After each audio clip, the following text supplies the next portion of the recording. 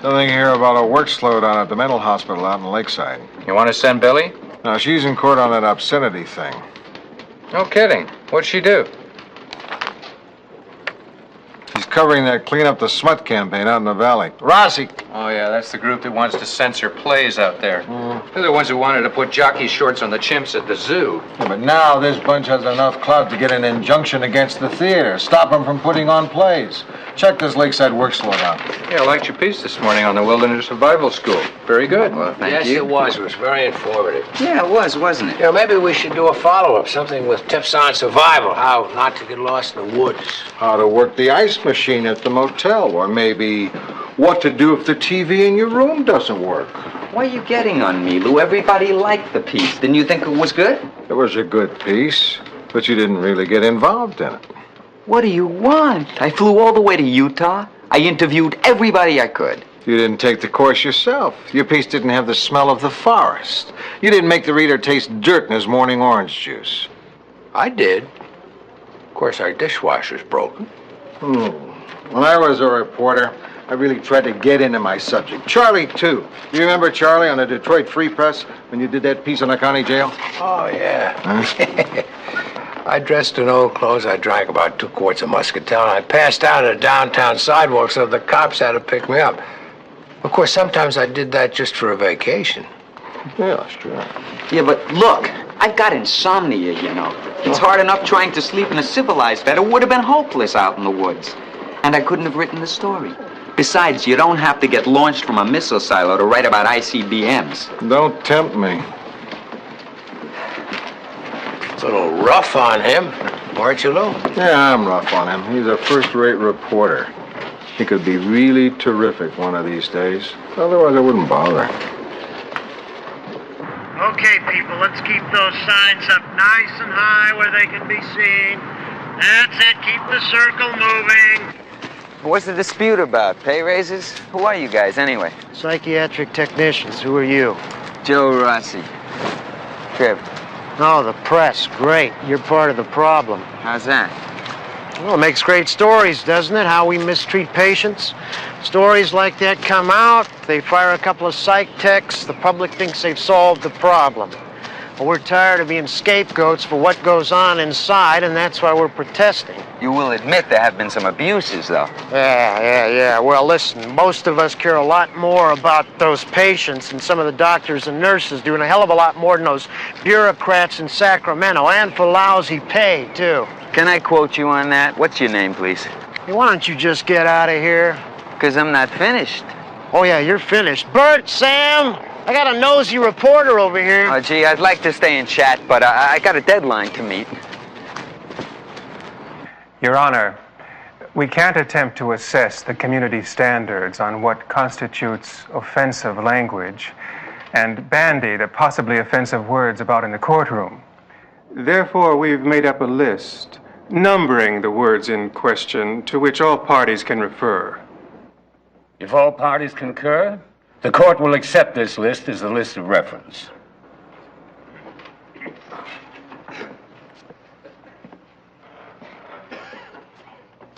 I feel naked without my camera. Shh! Don't say words like naked in front of these people.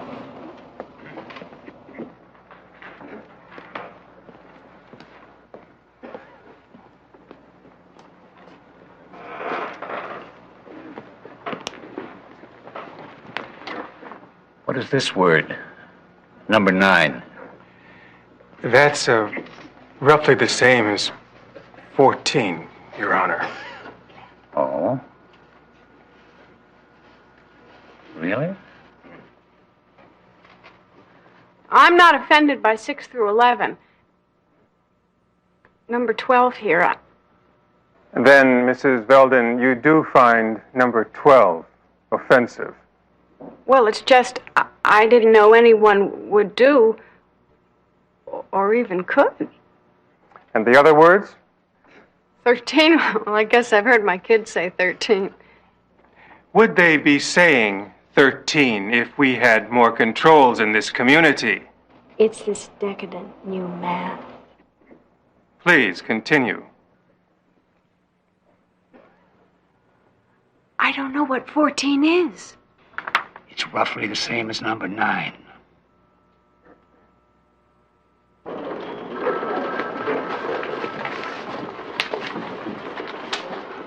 What's this?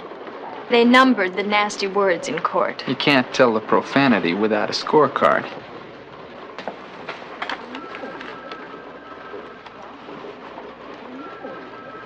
You don't know all these words, do you? Most of them. And if I don't know one, I'm sure I can find someone around here who would be glad to fill me in. This is terrific. Some of these words were used in the play that the theater group wanted to put on. Something is legally obscene only if it offends the standards of the community. So they had to find a way to show these words to the community to see if they were offended without offending them. Actually, if every home in the country had this list, it'd make printing a newspaper a lot easier. I mean, we could just print the numbers. We wouldn't have to resort to ridiculous euphemisms like barnyard epithet. Anglo-Saxonism. Racy language. Anatomical reference. I don't see anything dirty about the human body. Unless it happens to be yours.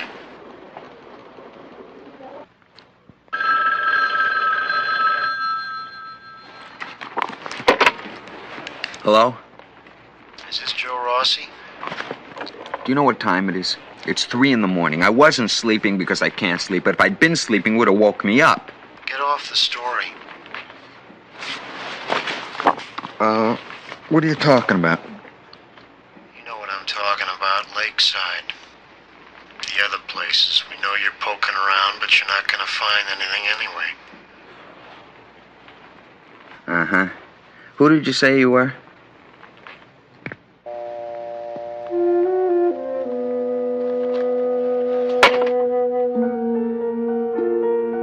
He just said, get off the story, that's all. What'd you find out at Lakeside? Not much. There was a dispute about some guys being fired. It seems that the mere mention of the word press is like waving a red flag in front of these guys. Do you figure that they were the ones who called you last night?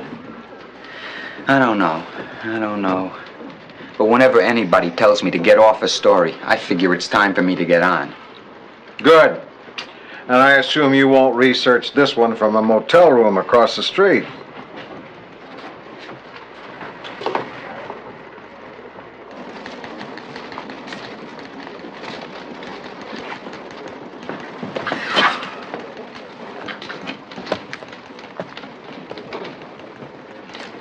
Do you think I'm a pretty good reporter? Yes. Do you think I lack sensitivity? Yes. Let me get this straight. Do you think that it's that I don't get personally involved enough in my stories, or that they lack a degree of humanity? Yes. You mean I lack humanity? Yes. Or that I don't? Yes. You're certainly agreeable today. Listen, I have to go interview a group of former mental patients, and I should be done early. I figured I'd drive out to the beach, have some dinner. Wouldn't mind some company. I'm buying. What do you say? No. You think this is fun, don't you? Yes. In this country, if a guy mugs somebody in the street, the police read him his rights, he gets to make a phone call, have his lawyer present, post bond, and probably gets out the next day. But if someone is unhappy and confused, and he goes for help, there are a lot of places in this country where it's not impossible. He could be locked up and spend years, maybe the rest of his life, in an institution. You people are out, you were patients. Inmates. Inmates.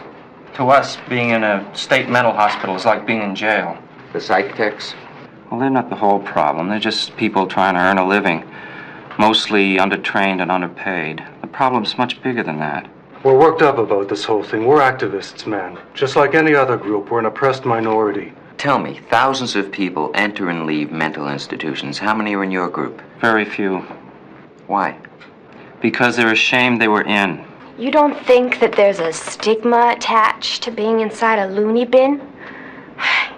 You try to tell that to someone who you want to hire you for a job. It's better to have been in jail. You're probably sitting here right now wondering how I can believe these people. They're crazy. It occurred to me. Craziness makes people uncomfortable. That's why no one wants to look too closely at what goes on in those places. There are sane people walking around inside our institutions right now, perfectly sane people. Only so many inmates are so zonked on chlorpromazine and other mind benders that they can hardly speak. So there's no way of knowing whether they're sane or not. Here, we've written it down in our position papers. Read some of our stuff.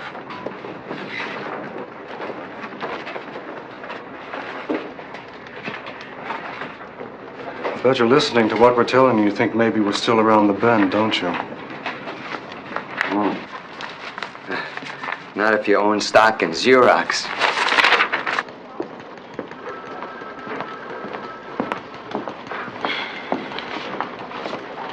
Come over to my house for dinner tonight? This guy I've been seeing, Doug, will be there. Then why you want me? Because I've never had you for dinner and because Doug's an interesting guy. He used to work at a mental health clinic, so he could give us some deep background. What do you say? What are you having? Why? Because if you're having liver, I don't like it, so I'll have to eat it or put it in my pocket. I don't want to do that. I'm not having liver. Okay, I'll come. Kidneys, too. I'm the same way with sweetbreads. Are you crazy? Sweetbreads are great. Boys. Come into my office a minute, Lou.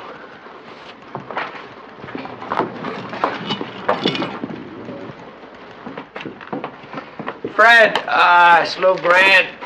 Fred Sackler. Fred's the new man on our legal staff. Let me say right off, Lou, that I admire what you're doing with the paper. I'm an avid reader and an avid fan. Thank you. I guess I'm new and you're pretty new here, so we're both sort of the new kids on the block. Yeah, sort of. Just a couple of quick points here. One, the financial posture of this newspaper is not impregnable.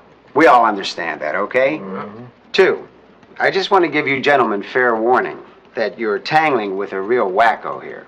With this guy out in the valley, Brian Foley, the mover and shaker behind the Citizen Censorship Board out there. We're not tangling with him. We've just been reporting what they're doing.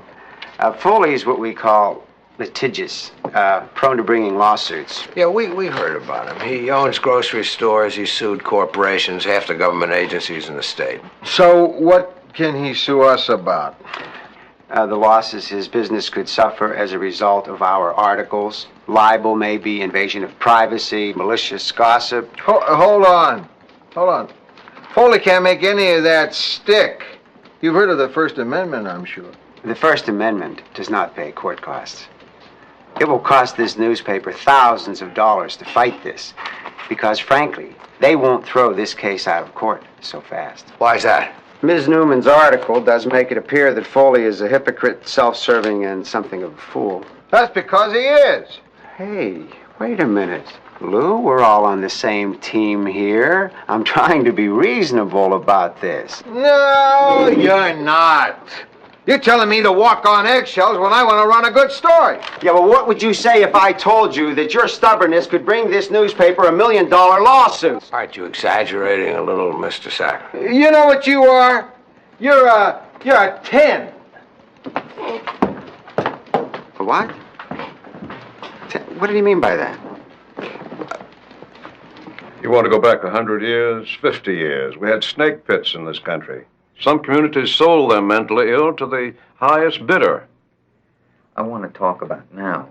Now we have treatment. Now we have medications to give people to relieve them of their pain, to calm them, to make them accessible to therapy. Now we have care. Some serious questions have been raised about that care. Don't expect me to deny that there have been abuses. On the other hand, I'll take some credit for efforts to weed out those people who are unfit to work in our institutions. I'm not talking about physically abused patients. I've heard more criticism of the general kind of care, of standard procedures.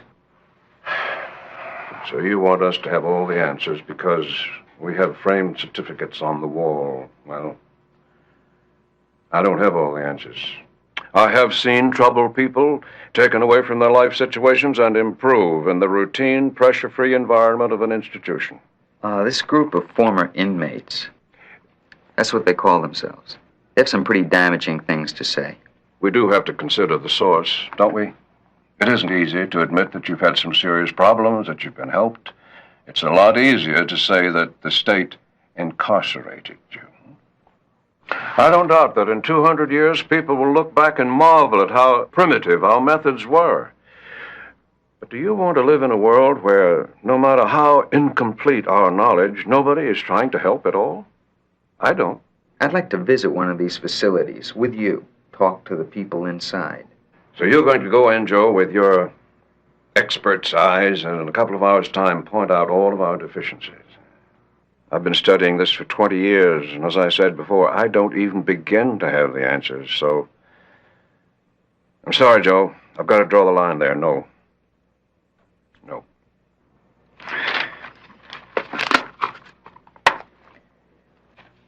Those stuffed noodles were great. What's in them? Liver. Just kidding. You want some more brandy, Lou? Thanks. Do you want to tell Lou why you quit working at Lakeside? If you'll stop calling it quitting. She just means why you stopped working there. You know, sitting here having a nice dinner, you can never have the feeling what it's like there, inside. That's still no reason for good people to drop out. Drop out? Hey, Doug, you don't have to talk about it if you don't want to. I'll tell you why I left my psychiatric residency and changed to internal medicine, all right? It's very simple. I experienced burnout. Burnout? Yeah, it's like battle fatigue. Oh. After 3 months under that pressure. Only there's no program for R&R like in the Army. But if you really care... Oh, come on now. It's hardest if you care. This brandy is really nice. You get no support. None. The state has cut the mental health budget all to hell. And the attendance, number one, being an attendant on a psycho ward is not one of the most desirable jobs around. And then the drugs are a problem. Why a problem? The staff dopes the patients up to control and make them easier to deal with. So that's not really handling the problem, hmm? No, it's not. But you see, you can't blame the staff for that either. There's just not enough of them to do the job. Billy, you tried to deal with a ward full of irrational, self-involved people day after day. And then you try to go home to family and friends and have a normal existence. Try being a city editor. You're saying it's hard. Well, that's no reason not to try. You know, it's really easy to talk that way, sitting here with good friends in a nice room. Yeah, it's really pleasant here. I remember when you started, you were so dedicated. Billy, you know, most people start out really trying to care, to help, to make some change. But how do you do therapy on somebody whose mind is so fogged on dope he can't speak a coherent sentence? If you gave the same amount of chlorpromazine to a timber wolf as some of those patients are getting, he'd bring you your slippers and the morning paper. Look, don't get me wrong. I'm not knocking it. Just for me, I had to get out. Maybe you're still not really sure you should have left.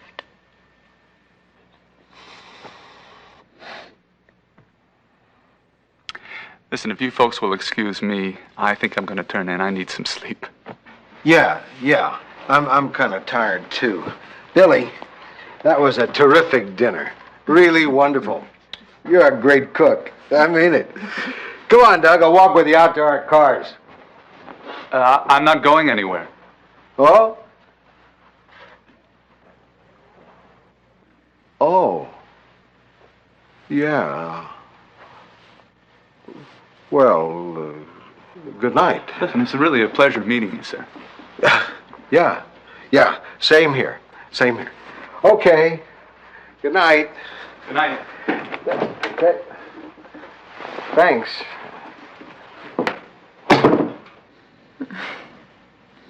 I'm just going to order something and eat at my desk. I'll have that sandwich, number 9. Lou, not in front of a woman. She hasn't seen the list. Everybody on the paper's seen the list. You going to order anything? No. I have a luncheon date with a woman who, on a scale of 1 to 10, I'd say is 1 through 10.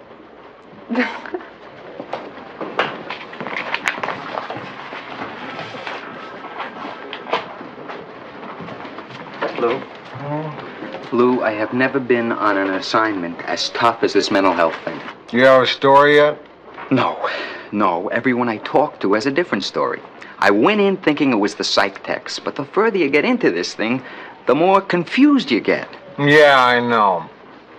I looked into it myself. It's a tough story. Tough? I feel like I'm clawing my way up the side of a ship, and someone has pulled in the rope ladder. There's just no way. Yeah. Sometimes stories are like that. They're just too hard. There's nothing to do but quit.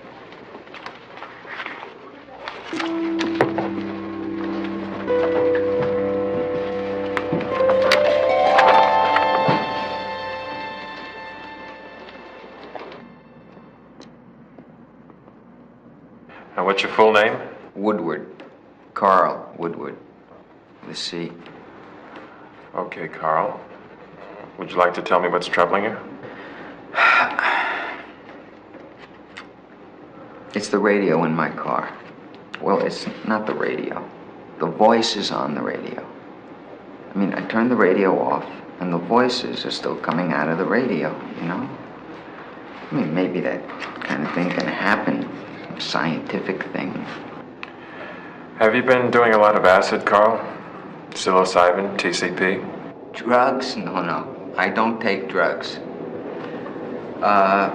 This could be like a radio wave gets in there, even though it's turned off, you know? Do the voices sound like anyone you know? A little like my mother, maybe. Well, I don't exactly remember. It's not the voices. I don't mind them. It's what they're saying. What do they say, Carl? They tell me to do stuff. What kind of stuff? Like drive my car over on the opposite side of the road into the oncoming cars.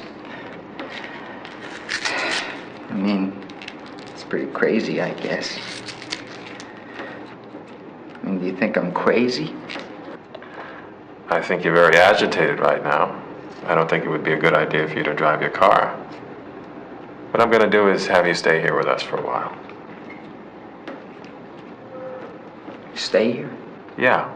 Let's get started on filling out these forms. Okay.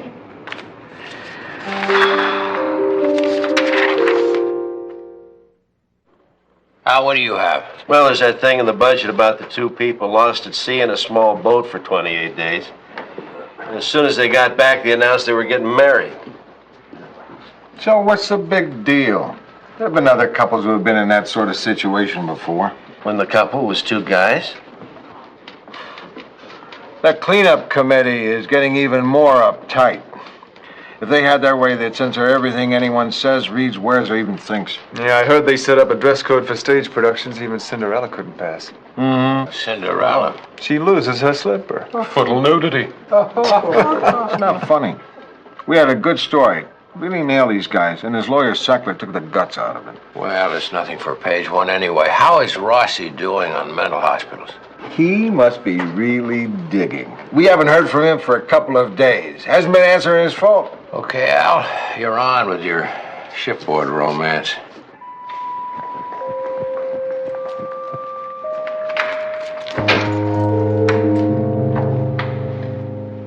What are you doing, Mr. Woodward? I was just making some notes. Oh, that's interesting. Woodward seems to be occupying himself. He's exhibiting note-taking behavior. Jot it down in his chart when you get a chance.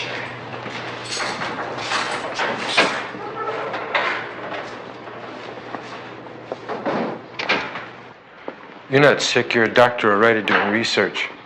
How can you tell? I don't know. I can just tell. Think they can tell? No. What about you? Are you sick? Yes, that's why I'm here. Do you mind talking to me about being here? No, I don't mind. Do you like being here?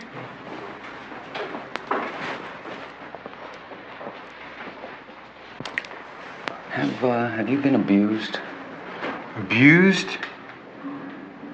No, not abused.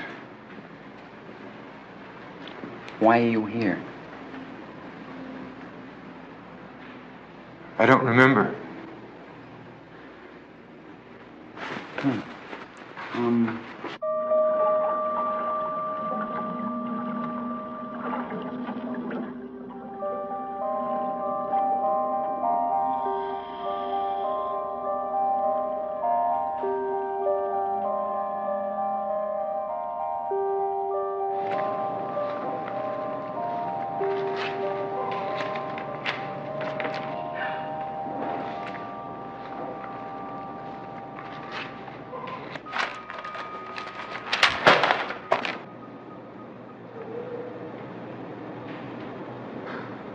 Not into television?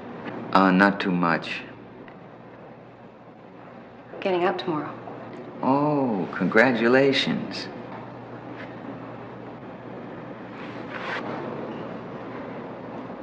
I think I'm starting to go really nutsy in here.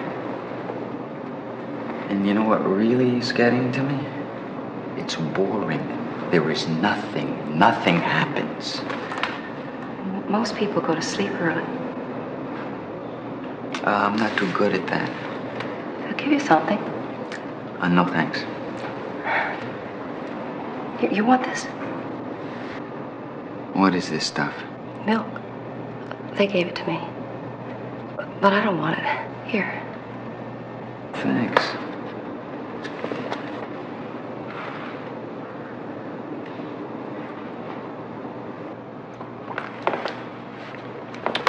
You must be real pleased about getting out. Sure. You don't seem real pleased. I am. Just for me, it's a little late, that's all.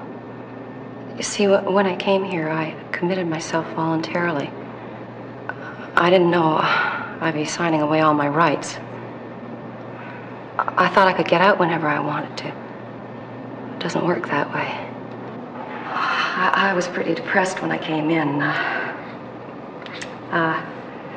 I'd made a half-hearted attempt at killing myself. I needed to come someplace, to work things out. Then while I was here, I found out that my little boy had been hit by a car while riding his bicycle. I wanted to get out, to be with him. But what they did here is they gave me more drugs. Nobody was trying to be mean, you understand? They're trying to help, I guess.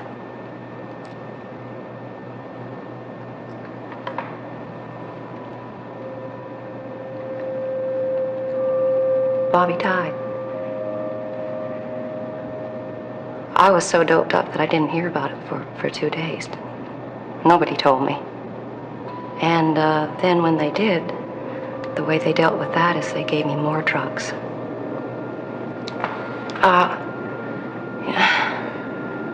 The pain was there, but I was numb.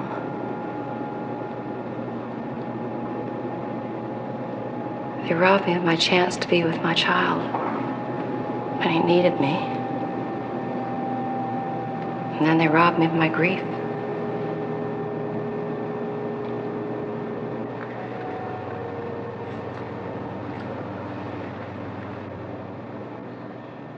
Another memo from the legal department. Sackler objects to the objectionable words we use in our story on the list of words at the obscenity trial. We didn't list the words, we used the numbers. Take a look. In paragraph 6, please delete reference to the number 6. Oh, isn't this guy being overzealous? Do lawyers in this newspaper usually get into this? I've never seen anything like that. Well, I can't deal with this nonsense when I have important things on my mind. We're talking big numbers here, Lou. Animal. I want to find out where Rossi is. It's going on 3 days now. Yeah, Lou? When you're out cruising, steer by Rossi's apartment and check it out. He wouldn't leave his dog this long. That mutt's the only creature he really loves, huh? That mutt's the only creature that really loves him.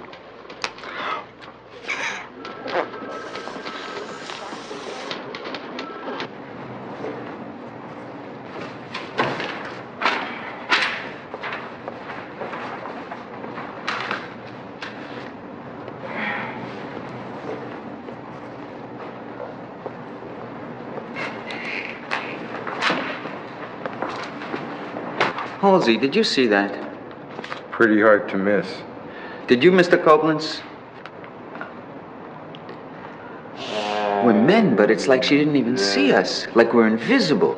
No, she sees us like she sees the furniture. Doctor. Doctor. What? Since I've been admitted, I haven't seen a doctor. Yes, all right. I just wondered when maybe a session or something was scheduled. Yes, all right.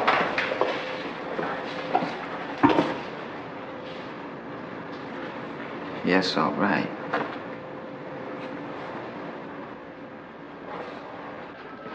We are having a little interdepartmental communication problem that I wanted to kick around. It's about Sackler, isn't it?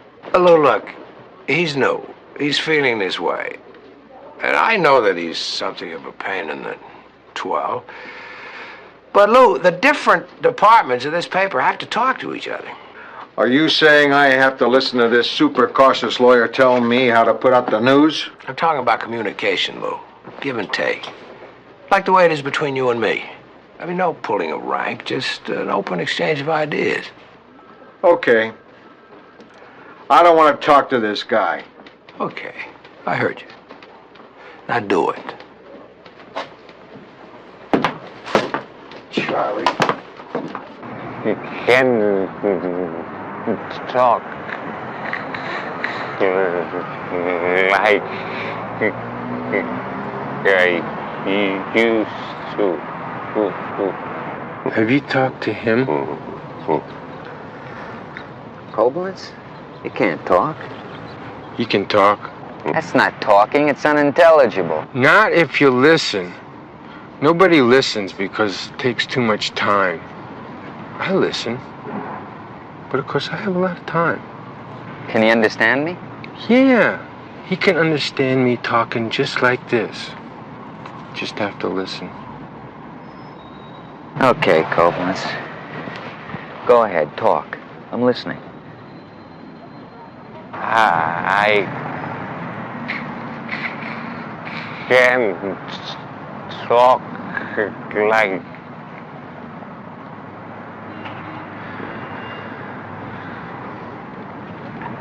like I used to. So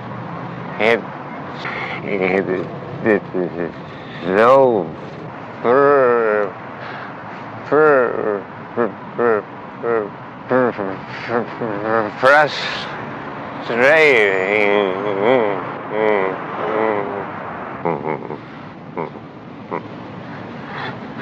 drugs did this? He may have been crazy when he came in here, but he could talk.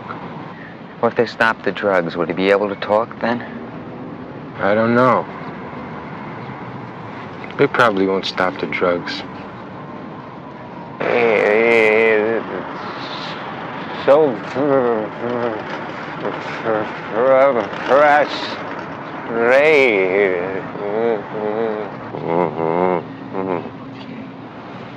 Now, having read that piece on the obscenity trial, there are two questions that come to my mind. Number one, why was it several days before this list was brought to my attention? And number two, what is 31? Don't be embarrassed. They couldn't even tell me in the composing room. That's not why I called you here. Gentlemen, we have heard from Mr. Foley's lawyers. And it's possible, if we continue our coverage of this obscenity trial, we may be hit by a very big lawsuit. Our coverage has been very balanced. Oh, I've read those articles, Mr. Hume. They do tend to make Mr. Foley look like a bad joke. Well, he is. I mean, he crossed As You Like It off the list of plays the theater could put on because the title sounded dirty. Well, he is sanctimonious. He's holier than thou. And perhaps he's a little foolish, but I don't think he's an evil man. The fight among men is not between good and evil, but between opposing ideas of good. That was one of my husband's favorite sayings. But the point isn't really whether we agree with Foley. The point is whether we can allow him to dictate what we print by threatening to sue us. The point is whether we can afford to go to trial. The New York Times has a policy of fighting every nuisance suit brought against it, so that people won't think they'll be able to be paid off so easily. They'll have to go to court. May I remind you, Mr. Grant, this newspaper is not the New York Times. I'm reminded of it every time I pick it up. So am I, sir. I wish we had their resources, but the simple fact is we don't. If you want me to back off on this, I will. No, I didn't say that. But I need you gentlemen to tell me that we can win if we go to court. I'm sure we will. We'll win. That's the point. Then, as long as we're on solid ground, let him sue. I'll consider that money well spent. Oh, here we are. Here we are, number 31.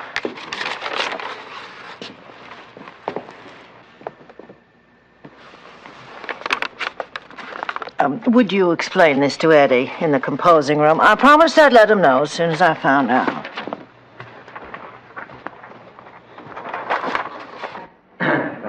Thank you for letting me talk to you. Took long enough. I thought by law I had to be evaluated by a doctor within 72 hours. Oh, you were? What? It's all right here. How come I didn't know about it? I think the law states, Mr. Woodward, that you have to be observed, and you were observed. All right, okay, let me lay it all out for you. Actually, my name is not Woodward, it's Joe Rossi. I'm a reporter, and I had myself admitted here at this hospital to take a close look at the situation inside this hospital. Yes? I've seen a number of what are patently lapses in the care the patients are being given at this hospital. I've got a list here. That's quite a sizable list. Well, some of it is kind of subtle. It's just the way the staff reacts toward the patients, like they don't recognize them as human beings. That's disturbing. Can you prove all that? I've seen it.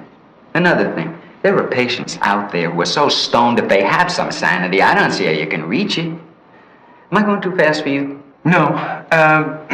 You've observed someone who you feel has been overdrugged. Someone? Several people, numerous. Uh-huh. Boy, it is a relief to talk to someone here who isn't uptight about some criticism. Well, we're always looking for areas where we can perhaps make some improvement. I'm not talking about perhaps. I'm going to write this article, and I'm going to mention all these inadequacies. Mr. Woodward, Mr. Rossi, I can understand your strong feelings about this. Look, Dr. Stanford, one of the things you learn as a reporter is how to read upside down. Now, you haven't been writing down what I've been saying. You're still making notes about me for that patient chart, aren't you? Oh, boy, am I going to be glad to get out of here. Mr. Woodward, releasing you would be contraindicated at this time. Rossi. The name is Rossi. I told you I'm a reporter, and what's on that chart about some non-existent person named Woodward is a lot of nonsense. Here, look at the chart. I'll show you how I faked the symptoms. See the stuff? Look here. See the stuff about the voices? I made that up. And look, the first doc, the admitting doc, wrote down schizophrenic. I mean, that first doc put that label on me, schizophrenic. Oh, now, wait a minute. No, don't you see? You put that label on me, schizoid. Now, no matter what I do, it's schizoid. Try to calm down. Oh, it's Rossi. It's not Woodward. I work for the Los Angeles Tribune. Call them. Call Lou Grant. Call them. Call them. You'll find out. Let go of me, you. Let go. Call Lou Grant. Call them. You'll find out. Call them. Let go. We'd better get him calmed down for the night. Increase Mr. Woodward's medication. I'll make sure that he gets it. I checked out Rossi's apartment. What'd you find out? The lady next door is taking care of his dog for him. He told her he was going to be away a while. Everything was like he was going on a trip. She's picking up his mail and his newspaper. The place was neat. By your standards? I found this in Rossi's desk. Kind of interesting. Kind of hard to read. Looks like a bunch of doctors' phone numbers. Brick wall, hard to get past. What's that? Some kind of note to himself, maybe. Half cup kibble, can of liver chunks, teaspoon mineral oil. That must be for his dog. Or his recipe for meatballs. Look at this. Sane people in insane places. That's some quotation from somebody. Here he wrote a date and a phone number. 2:30 on the 18th. That was 2 days ago. Call the number, see if he kept the appointment. I think it's starting to add up. I think I know what he's doing. In order to get his story, Rossi went inside a mental hospital. It's a crazy thing to do. I'm calling for Joe Rossi. Yeah. No, actually, I'm trying to reach... Well, when he's got his story and comes out, he'll tell us about it. Maybe he can't get out. He had an appointment, all right. They said he didn't show. You think he would have called to cancel? He wouldn't cancel if he expected to be there.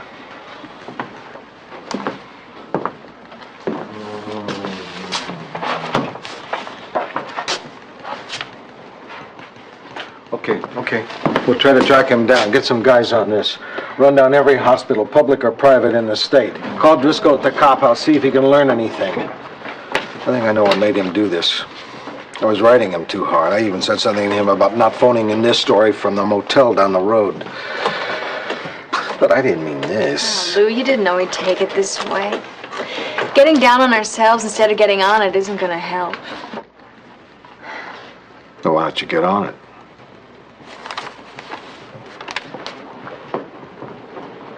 If you want to get out of here, you have to play the game. What game? Let them think you're sick so you can improve. But I'm You have to go along with their idea of you. You have to let them think that they're helping you. After all, they're human. They have feelings too. So, if you act sane, they think you're crazy. And if you act crazy, they think you're crazy. That's right. So you have to act crazy. That's what they call it, isn't it? Acting crazy. They say somebody is acting crazy. I've seen it. You give a convincing performance, you can be out of here in a month. Month?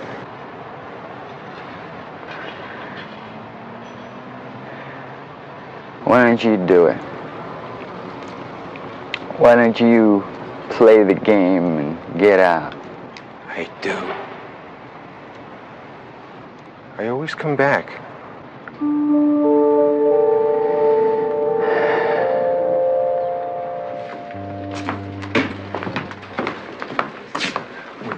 the hospitals, he's not on any admissions list. Maybe he's just traveling.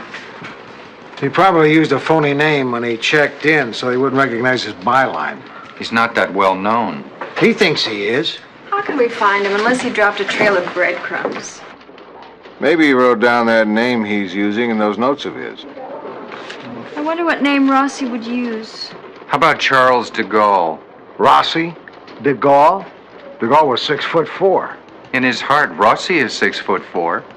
I don't think there's any use checking that one. There's probably dozens of Charles de Gaulles in the institutions. Yeah? What happens when two of them meet each other? Usually they're both able to arrive at the truth. They realize the other guy's crazy.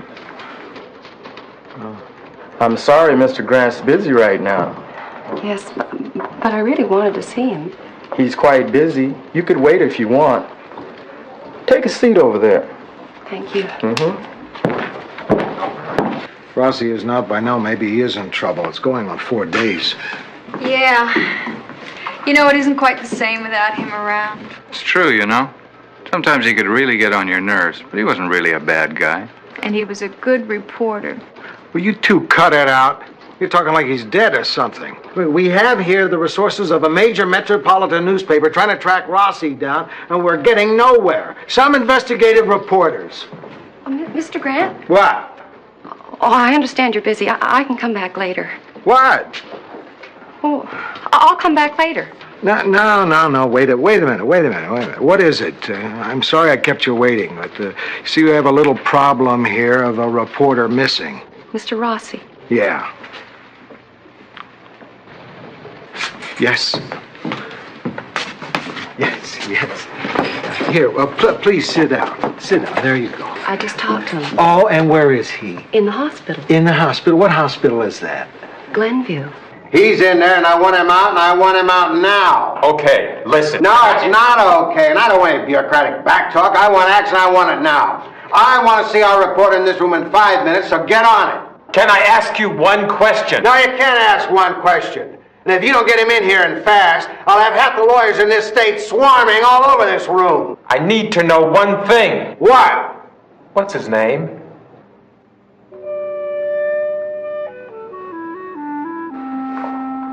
Rossi. Ow!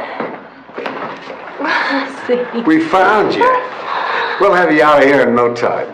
Hi, guys. Hey, Rossi, I didn't mean for you to go inside like this, but I have to admit it took guts. Yeah, They give you something? the little green ones are really nice, Lou. Uh-huh. So I've got the release forms all taken care of. Okay, come on, Rossi. We're gonna go home. You gonna see your doggy. That's nice, Lou. Come on, let's go get your clothes. You're nice, too. Yeah, he's nice.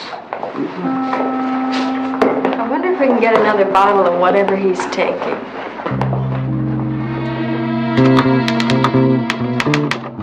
It's terrific reporting. It's great stuff. Okay, that's it. Nice work. You really hit the problem right here where you talk about labeling. I mean, once you hang a sign around somebody's neck, paranoid, manic, depressive, that's what he is. It isn't fair, but as the piece points out, we do it all the time in daily life. In fact, we even do it in this newsroom. Hey, Dennis.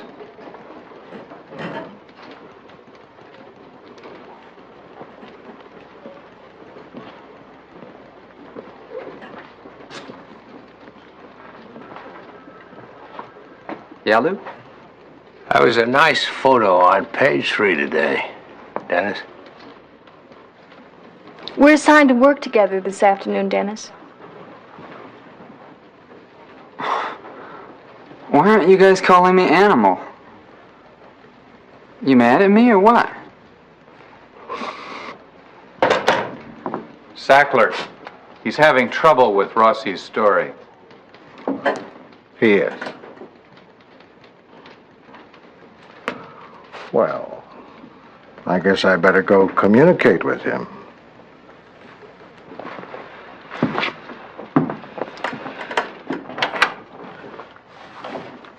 Hey, Lou.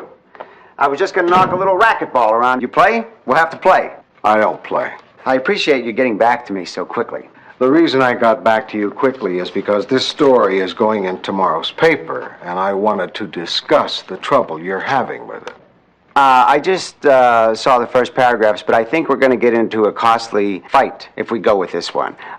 We don't have to print it. I mean, the writing's pretty good, but, you know, it's just another story out of hundreds, and... Yes, we have to print it. But if you have problems, we'll go over the story and work out the problems, line by line. Now, I take it you have a copy on your desk? Yeah, just the,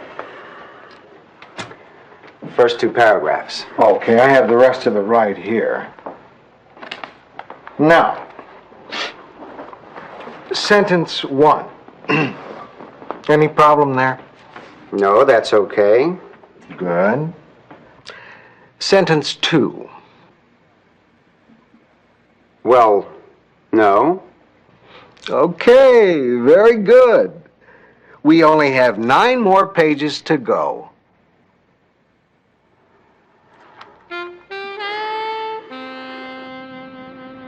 Okay, that takes care of page 3. Now, page 4, line 1. Anything there?